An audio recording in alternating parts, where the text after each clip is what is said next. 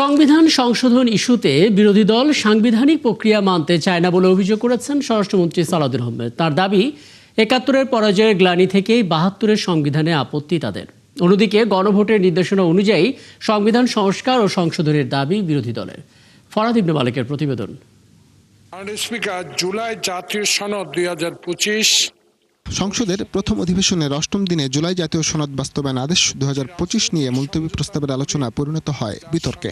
এদিন বাস্তবায়ন পদ্ধতি নিয়ে আলোচনার প্রস্তাব তোলেন সরকারি দলের সংসদ সদস্য জয়নুল আবেদিন ফারুক। পরিমার্জনের বিষয়ে প্রস্তাব সংক্রান্ত আলোচনায় বিরোধী দলীয় নেতা দেশীয় ন্যায় প্রতিষ্ঠার জন্য সংবিধান সংশোধনের দাবি তোলেন, যার জন্য আমরা উপযুক্ত নই এবং দায়ী নই বলে মনে করি। গণভোট অনুসারে সংবিধানের যেসব জায়গায় সংস্কার ও সংশোধন প্রয়োজন সেগুলো সংস্কার ও সংশোধনের কথা বলেন তিনি।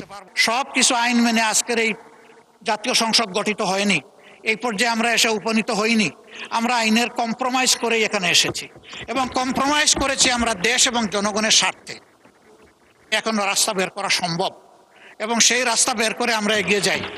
যতটুকু সংস্কার হওয়ার সংস্কার হবে, যেখানে সংশোধন হওয়ার সংশোধন হবে।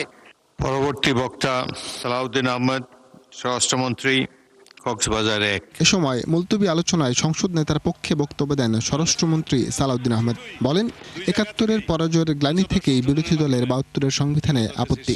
এখন ৭১ এবং ৭২-এর সংবিধান কেন ভালো লাগে না আমরা বুঝিতে পারি। স্পিকার, ৭১ এই দেশের স্বাধীনতার ঘোষণা, স্বাধীনতা যুদ্ধ, মুক্তিযুদ্ধ, বিজয় অর্জন, শহীদ রাষ্ট্রপতি জিয়া, সবই এক কাতারে গাথা। এদেশের মানুষের সর্বশ্রেষ্ঠ অর্জন, বিজয় গাথা। কারো কারো জন্য হতে পারে এটা পরাজয়ের গ্লানি। স্বরাষ্ট্রমন্ত্রী বলেন, সংবিধান মেনে শপথ নিলেও সংশোধন ইস্যুতে সংবিধান মানতে চায় না বিরোধী দল। যার কাছে শপথ নিয়েছে সংবিধান অনুসারে তার কাছে শপথ নেওয়ার কথা। যার কাছে স্পিকার, ডেপুটি স্পিকার নাই, প্রধান নির্বাচন কমিশনার শপথ নিয়েছে। এটাও এখানে আমরা সংবিধান মেনে এসেছি। আমরা এখানে এসছি, এই সংসদে সেশন ডিক্লেয়ার করেছে রাষ্ট্রপতি, এটাও সংবিধান অনুসারে এখানে রাষ্ট্রপতি ডিক্লেয়ার করেছেন, স্থান নির্ধারণ করেছেন। ৭৩ অনুচ্ছেদ অনুসারে তিনি এখানে ভাষণ দিয়েছেন, এগুলো সংবিধান অনুসারে এসছেন।